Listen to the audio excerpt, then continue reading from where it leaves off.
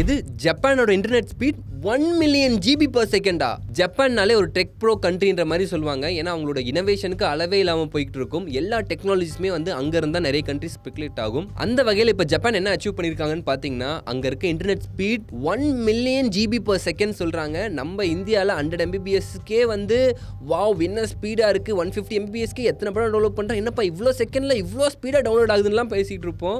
ஆனால் அங்கே 1 million GB per செகண்ட்னா நம்ம கவுண்ட் கூட பண்ண முடியாது. அதாவது அந்த ஸ்பீடை சுருக்கமாக சொல்ல போனால் 10,000 4K மூவிஸை ஒரே செகண்டில் டவுன்லோட் பண்ணலாமா. இந்த ஸ்பீடை அவங்க எப்படி அச்சீவ் பண்ணியிருக்காங்கன்னு பார்த்தீங்கன்னா, ஒரு குரூப் ஆஃப் ரிசர்ச்சர்ஸ் ஒரு அட்வான்ஸ்டு ஆப்டிக் ஃபைபர்ன்ற ஒரு வயரை கண்டுபிடிச்சி அதில் இவங்க டேட்டாவை ட்ரான்ஸ்ஃபர் பண்ணியிருக்காங்க.